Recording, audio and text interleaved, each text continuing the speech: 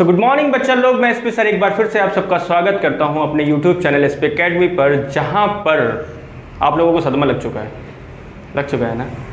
तो सदमा तो लगा है बेटा, क्योंकि 24 तारीख से एग्ज़ाम है। ठीक है, तो अब मैं क्या कराने वाला हूं कि ये सारा कोर्स 10 दिनों में पूरा कराने वाला हूं। सारा कोर्स जो भी है, ये क्लास 10th के लिए है, क्लास 12th के लिए वीडियोस चल रही हैं, उन्हें देखिए। मैंने फिजिक्स की सीरीज़ भी शुरू कर दी है, जल्दी ही उनको हिंदी और केमिस्ट्री और बायोलॉजी सारी सीरीज में मिलने वाली है। तो अभी तक हम लोगों ने टोटल सीरीज़ 1 के 5 पार्ट कंप्लीट कर लिए हैं। अभी ये आज पार्ट 6 है, जिसके क्वेश्चंस हम लिखा चुके हैं। इसमें आपको मैंने टोटल 6 क्वेश्चन दिए थे और बता दिया था आपसे 60 से 8 मार्क्स तक की आप आराम से निकाल सकते हैं इन चैप्टर को, इस वाले चैप्टर से पढ़ करके। क्या चैप्टर है? त्रिकोणमिति के अनुप्रयोग। त्रिकोणमिति के अनुप्रयोग में सबसे पहले हम उसका इंट्रोडक्टरी पार्ट जान लेते हैं कि आखिर हमें इनमें क्या क्या चीज़ें यूज करनी है। तो सबसे पहले जान लेते हैं उन्नयन कोण के बारे में। तो बेटा उन्नयन कोण मतलब हम लोग जमीन पे खड़े होकर अगर आसमान की तरफ देखते हैं तो जो मेरा कोण धरती के साथ बनता है उसे हम कह देते हैं उन्नयन कोण। ठीक है, उन्नयन कोण समझ में आ गया। दूसरा क्या है? अवनमन कोण। अवनमन कोण अगर हम किसी बिल्डिंग की छत पे खड़े होकर के नीचे की तरफ देखें तो जो मेरा कोण आसमान के साथ बनता है, मतलब सेंटर के साथ बनता है, उसे हम कह देते हैं अवनमन कोण। लेकिन बात वही है यार, उन्नयन हो या अवनमन हो, नीचे आएगा थीटा ही। तो इस चीज़ से बिल्कुल ही परेशान मत होना कि अवनमन दिया गया है या उन्नयन दिया गया। अवनमन दिया गया तब भी थीटा ही होगा, मतलब अगर यहाँ 30 दिया गया है तो 30 ही रहेगा। अगर ऊपर 30 दे दिया गया है तो नीचे का भी कोण कितना ही होगा? 30 ही रहेगा। तो इस चीज़ से बिल्कुल परेशान मत हो, बस एक लाइन ऊपर ड्रॉ कर दो जो भी दी गई है, जितना अवनमन कोण बता रहा है उसे थीटा मान करके, और उसी कोण को नीचे भी उतारा जा सकता है। इसमें बिल्कुल ही परेशान नहीं होना। और तीसरी चीज़ में क्या यूज होनी है कि tan थीटा बराबर होता है लंब बटे आधार, मतलब परपेंडिकुलर अपॉन हाइपोटेन्यूज, या फिर लाल बटे कक्का से पढ़े तो लंब बटे आधार। ये आपका बन जाएगा पाइथागोरस वाला, जिसमें पाइथागोरस क्या होती है? कर्ण का स्क्वायर इज इक्वल टू लंब का स्क्वायर प्लस आधार का स्क्वायर, हाइपोटेन्यूज का square is equal to perpendicular का स्क्वायर प्लस बेस का स्क्वायर। तो सिंपल सा tan theta is equal to perpendicular upon hypotenuse नहीं है बच्चा, बेस है, ये बेस है। ठीक है, तो ये हो गया बेस। आधार क्या हो गया? बेस आपका मिल गया। Sine theta is equal to होता है L upon K. Sine theta is equal to L upon K, और cos theta is equal to हो गया A अपॉन के। मतलब ये मतलब आधार, आधार का मतलब base, base upon hypotenuse, simple सा। तो ये आपका लगना है। इतनी चीज़ों का हम इस त्रिकोणमिति में यूज करेंगे। उन्नयन आप समझ गए होंगे, अवनमन आप समझ गए होंगे। सबसे ज़्यादा यूज हमें इसका करना है tan थीटा का, इसलिए मैंने पूरी तरीके से लिखा है कि लंब, लंब मतलब खड़ी रेखा, और आधार मतलब पड़ी रेखा, नीचे की रेखा। ठीक है, तो परपेंडिकुलर अपॉन बेस की बात हम करेंगे। तो ये हो गया टोटल से कुछ फॉर्मूले जो अभी इसमें आज चैप्टर में यूज करने। अब हम देखते हैं टोटल 6 क्वेश्चन। ओके, तो आते हैं क्वेश्चन नंबर 1 पर। फॉर्मूलों के बाद आ जाते हैं क्वेश्चन नंबर 1 और क्वेश्चन नंबर 2 पर, जो कि बिल्कुल सिमिलर है। कुछ नहीं करना है, एक जैसे ही दोनों को उतार देना, और ये दोनों में से कोई ना कोई एक नंबर आपको दे करके जाएगा। एक नंबर में आपको ये क्वेश्चन मिलने वाला है। तो जैसे दिया गया कि किसी पेड़ की छाया ऊंचाई से √3 गुनी है। किसी पेड़ की छाया ऊंचाई से कितनी है? √3 गुनी है। तो छाया ये होगी, ऊंचाई ये होगी। कैसे बनाया डायग्राम? तो देख लो। एक देखो बेटा, खड़ा किया हमने पेड़, ठीक है, पेड़ की गिरने लगी छाया, छाया गिर गई, इसको हमने छाया से जोड़ दिया। तो पेड़ की जो छाया है वो ऊंचाई से कितनी है? √3 गुना है। तो हमने मान लिया जो यहाँ का कोण है वो कितना है? थीटा है। कोण मान लिया थीटा, कोण थीटा मान लिया। क्या मानना? BAC, क्योंकि ये वाला पॉइंट है A, तो इसलिए A को बीच में रखा, तो BAC हो गया थीटा। अब BC क्या है? ये भी मान लिया। कितना मान लिया? अगर ये x मान लिया तो ये कितनी हो जाएगी? x का √3 गुना, क्योंकि कहा गया है कि छाया जो है वो ऊंचाई से √3 गुना है, तो लिख लिया x √3। तो ए भी कितनी आएगी? x √3। अब जानते हैं tan थीटा बराबर लंब बटे आधार, मतलब perpendicular upon base. Perpendicular upon base लगा दिया। परपेंडिकुलर दिया गया था L कितना है? x है, तो x वैल्यू रख दी। बेस कितना दिया गया? x √3। यहाँ x से x कट गया, ऊपर बचा 1, तो 1/√3। tan थीटा बराबर हो गया 1/√3 के। tan में 30 डिग्री की वैल्यू होती है 1/√3। तो 1/√3 किसके बराबर हो गया? tan 30 के। यहाँ tan से tan कट जाएगा, थीटा बराबर आ गया 30। देखो कितना आसान है इसको करना, बहुत सिंपल है। या आपको एक नंबर इन दोनों में से एक क्वेश्चन मिलेगा जरूर। दूसरा नंबर क्वेश्चन वैसे ही है कि एक मीनार की ऊंचाई 20 मीटर है। जमीन पर इस बनने वाली इसकी छाया की लंबाई जो दी गई वो कितनी है? 20√3।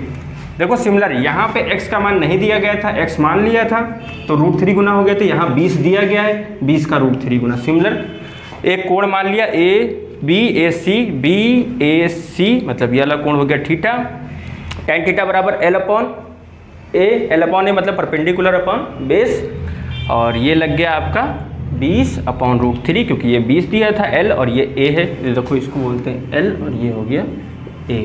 जब फिगर देखा तो उसी से 20 से 20 कट गया, बचा 1/√3। 1/√3 की वैल्यू कितनी होती है 30, tan से tan कट गया तो थीटा बराबर आ गया 30 डिग्री। कोई काटेगा नहीं, बस खाली tan को tan से काटना नहीं है, ये एंगल्स होते हैं अपने आप कट जाते हैं। तो थीटा इक्वल टू आ गया 30 डिग्री। देख लो एक बार मैं बता दूं कि थीटा की सारी वैल्यूज़, क्योंकि इसमें आपका थीटा ही यूज़ होने वाला है, tan 0, 30, 45, 60 और 90।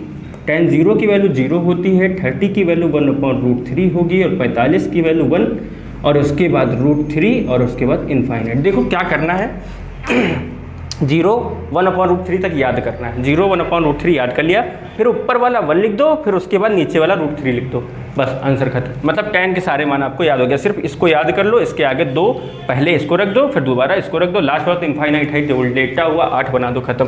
तो ये क्वेश्चन नंबर 1, क्वेश्चन नंबर 2 हो गया। अब हम आते हैं क्वेश्चन नंबर 3 की तरफ। क्वेश्चन नंबर 2 तक की कर लिया हम लोगों ने, अब क्वेश्चन नंबर 3 पे आ जाते हैं। क्वेश्चन नंबर 3 कह रहा है कि मैदान में खड़ी एक कार, देख लो पार्किंग में कार खड़ी कर दी, तो मैदान में खड़ी एक कार का 75 मीटर ऊंचाई मीनार से अवनमन कोण कितना है 30 डिग्री है। मतलब वो कार एक मैदान में खड़ी है, मान लो जैसे कि ये एक मैदान है, ठीक है, इसको मैदान के किनारे पे एक मीनार बनी हुई है जिसकी ऊंचाई कितनी है 75 मीटर। ऊंचाई कितनी है 75 मीटर। यहाँ पे अपनी कार खड़ी है ऐसे वाली, ये 4 पहिए दिख रहे हैं, देखो स्टैंडर्ड है ना। अब इसका क्या है, यहाँ पे हम छत पर से खड़े होकर के इसको ऐसे देख रहे हैं। जब ऐसे देख रहे थे तो इसका अवनमन कोण बन रहा था 30 डिग्री। अवनमन कोण कितना बनना था 30 डिग्री। तो कह रहे हैं इस मीनार से कार की दूरी कितनी है, मैदान में जो कार खड़ी है उसकी दूरी कितनी है। तो बस सिंपल सी है, मैंने मान लिया x है, मैथ तो वैसे भी कहती है हमको मान लो x है, तो ये x मान लिया। tan थीटा लगा देना है, tan थीटा लगाएंगे तो tan 30, थीटा की जगह पर क्या दिया गया 30 tan 30 लंब बटे आधार मतलब परपेंडिकुलर अपॉन बेस। तो परपेंडिकुलर अपॉन बेस, ऊपर परपेंडिकुलर दिया गया 75 और बेस को हम लोगों ने मान लिया है x, जो दूरी है उसे x मान लिया, तो x हो गई दूरी, ठीक है। तो रख दिया 75/x। अब इसका क्या करते हैं, कुछ नहीं, tan 30 का मान होता है 1/√3, इतनी देर से पढ़ रहे हैं वही चीज़, इसका मल्टीप्लाई यहाँ, इसका मल्टीप्लाई यहाँ, क्रॉस मल्टीप्लिकेशन करा देते हैं, तो 75√3 हो जाएगा इधर, और x का एक कम x, x एक कम x हो गया, तो x बराबर हो गया 75√3 मीटर। आ गई दूरी। कितना आसान है, कहा था ना ट्रिग्नोमेट्री के बाद अनुप्रयोग बहुत आसान है। देखो ये 1 नंबर फिर मिल गया आपके। तो इस तरीके के जो क्वेश्चन होते हैं वो सब 1-1 नंबर में आते हैं। अब आ जाते हैं लॉन्ग क्वेश्चनों में जो 5 से 7 नंबर के बीच में आते हैं, जो कि क्वेश्चन नंबर अब क्या बचा है 4, 5 और 6। इन तीनों क्वेश्चनों को लगाएंगे। इन तीनों के क्वेश्चन में भी से एक क्वेश्चन आपको मिलने वाला है। इधर के 3 क्वेश्चनों में से एक क्वेश्चन मिल जाएगा, उधर के 3 क्वेश्चनों में से एक क्वेश्चन मिल जाएगा। अगर वो 5, 6, 7 नंबर का आता है तो 1 नंबर ये जोड़ लीजिएगा, उसमें 8 या 7 नंबर पक्के आपके हो जाएंगे। तो क्वेश्चन नंबर 4 पे आते हैं। सो क्वेश्चन नंबर 3 के बाद आ जाते हैं क्वेश्चन नंबर 4 में, जिसमें दिया गया 60 मीटर ऊंचे भवन के शीर्ष से किसी मीनार के शीर्ष व पाद के, शीर्ष व पाद मतलब सर पे और पैर पे, पाद मत समझ लेना, पाद पे, तो अवनमन कोण। अब देखो बेटा यहाँ पे आ गया अवनमन कोण। अवनमन कोण क्रमशः ऐसा लिखा गया है कि अवनमन कोण बनाते हैं 30 डिग्री 60 डिग्री। मीनार की ऊंचाई बताइए, मीनार की आपको क्या बतानी, ऊंचाई बतानी। तो इसमें क्या दिया गया था 60 मीटर ऊंचे भवन, तो 60 मीटर ऊंचा भवन बना लिया। 60 मीटर ऊंचा क्या बना लिया भवन, 60 मीटर ऊंचा भवन हो गया। उसके सामने हमने बना दी एक मीनार, उसके सामने बना दी मीनार। इस मीनार की ऊंचाई हमें निकालनी है, इस मीनार की ऊंचाई निकाल लेते हैं। अब हम मान लेते हैं कि जो ये मीनार है इससे h मीटर और ज़्यादा ऊंची है। क्या ये वाली, ये जो ऊंचाई की क्या भवन दिया था, ये जो भवन दिया गया इससे कितना ज़्यादा ऊंचा है, h ज़्यादा ऊंचा है, मान लेते हैं, ठीक है। तो अब आपके पास क्या क्या चीज़ें दी गई हैं, आपसे बताया गया कि इसके भवन से इसके शीर्ष और इसके पाद के अवनमन कोण, मतलब ऊपर 30 है तो ये 30, ऊपर 60 है तो ये 60।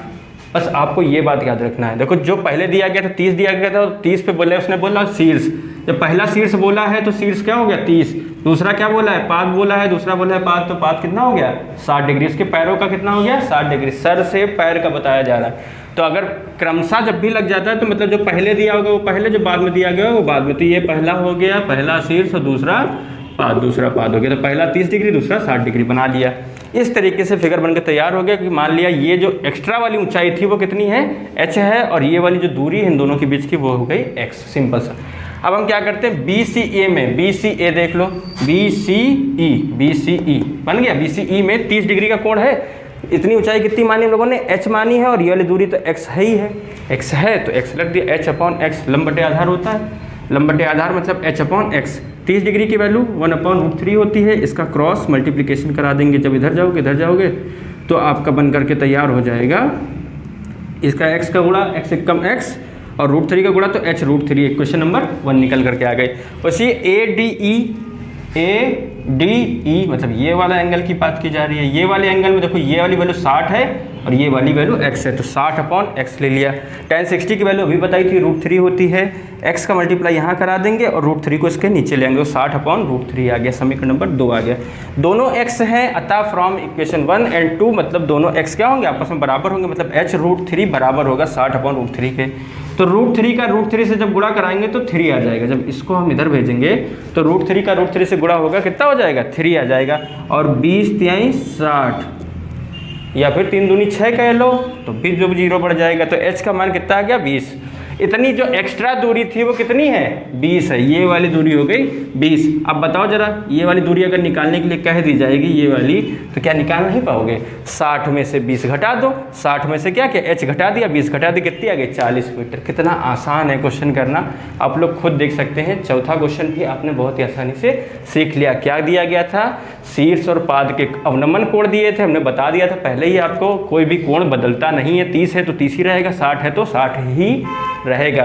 पहला शीर्ष से बताया था इसलिए शीर्ष का 30 हो गया, दूसरा पाद से बताया था पाद का 60 हो गया। उसके बाद tan थीटा लगा दिया सिंपल सा, और आंसर आपके सामने है। तो अब आखिरी क्वेश्चन करते हैं, लास्ट के 2 बचे हुए और 5वें और छठा।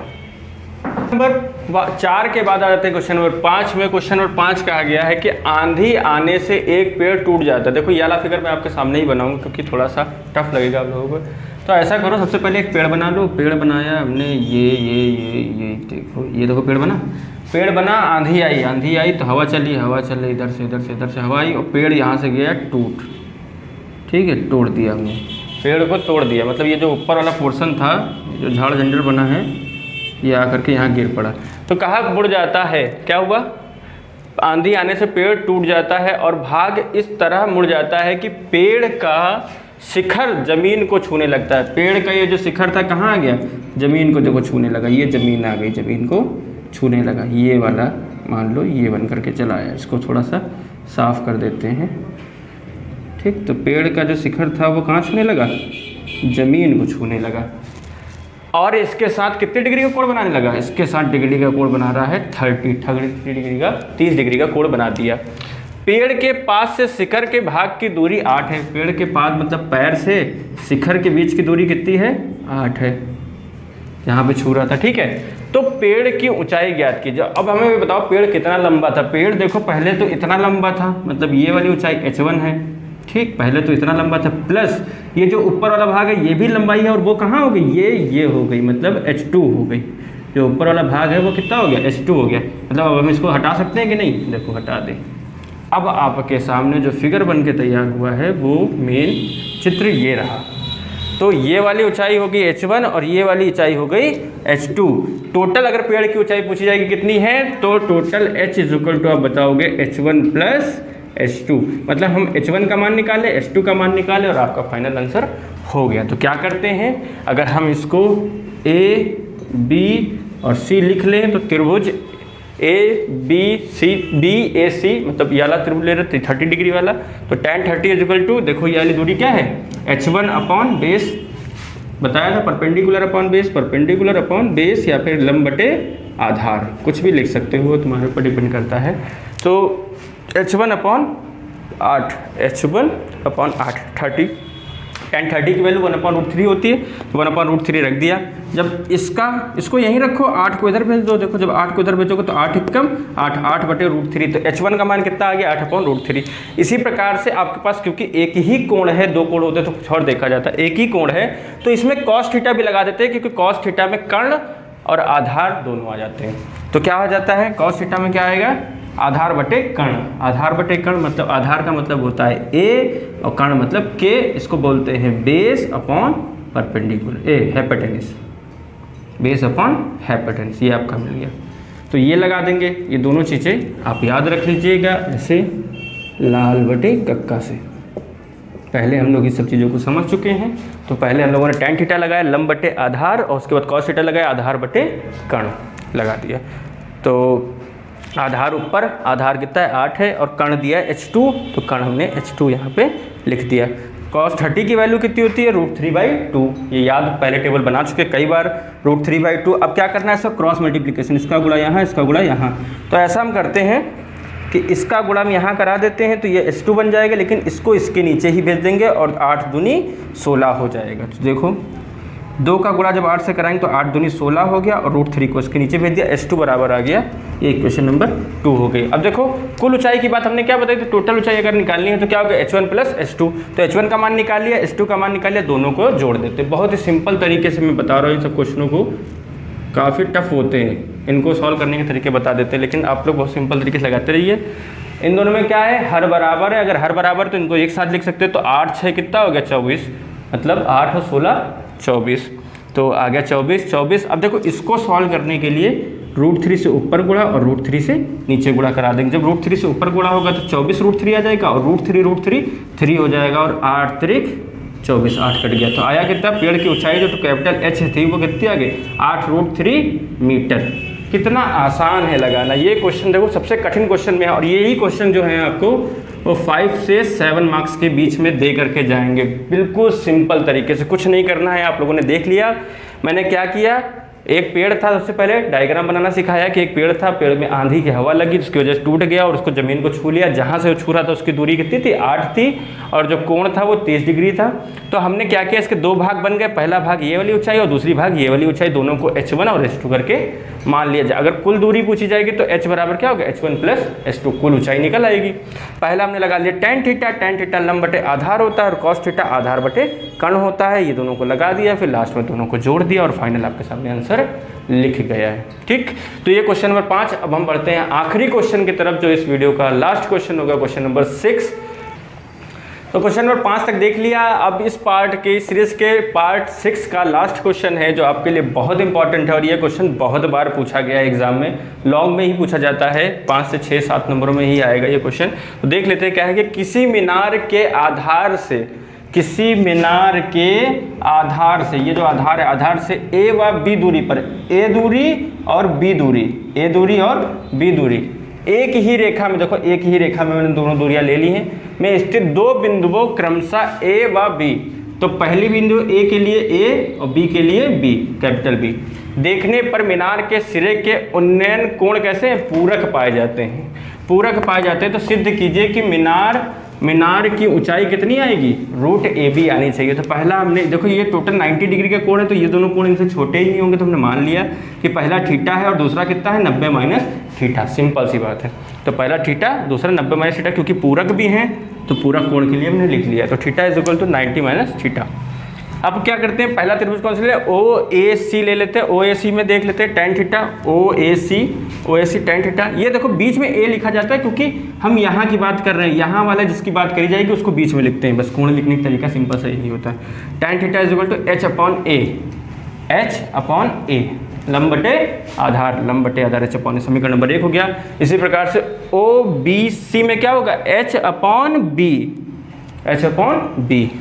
लो, तो यहाँ पे है क्या, कोण 90 माइनस थीटा था, तो tan 90 minus theta H/B। tan 90 minus theta पहले लगा चुके त्रिकोणमिति में, cot थीटा होता है, पूरा चतुर्थांश पढ़ाया हुआ है, तो cot थीटा क्या हो गया H/B, ये हो गया बी, H/B निकल आया। फिर समीकरण 1 और समीकरण 2 का क्या कर दिया, गुणा करा दिया। समीकरण 1 और 2 का दोनों को गुणा कर, tan theta into cot theta बराबर H/A into H/B, H/H into H का गुणा हो जाएगा H² और A और B का गुणा हो जाएगा AB, तो AB हो गया।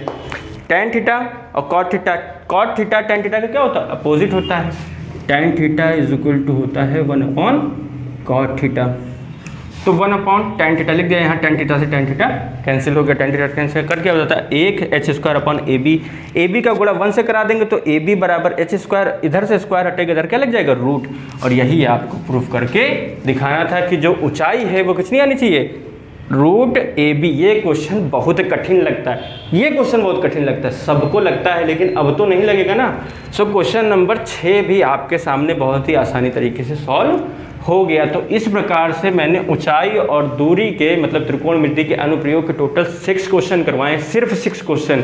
इन 6 क्वेश्चनों में से आपको एग्जाम में पक्का मिलने वाला है। इन क्वेश्चनों को लगा लीजिए और वीडियो को लाइक करिए, कमेंट करके बताओ कि ये सब समझ में तुम्हें आ रहा है या नहीं आ रहा है। अगर मेरी स्पीड ज़्यादा है या ये स्पीड कम है, जो भी कुछ है उसे मुझे कमेंट करके ज़रूर बताना है। तो मिलते हैं इसके बाद नेक्स्ट वीडियो में, जहाँ पे हम लोग करेंगे वृत्तों से संबंधित क्षेत्रफल के बारे में, और उसके क्वेश्चंस की लिस्ट, क्वेश्चन की वीडियो आ चुकी है, उसे देखो जा करके, और उनके सॉल्यूशंस की वीडियो जल्दी ही आने वाली है। और इसके साथ साथ साइंस और इंग्लिश की वीडियो भी जल्दी ही आएगी। तब तक के लिए पढ़ते रहिए, मस्ती करते रहिए, मुस्कुराते रहिए। आज तक दबिश्ता।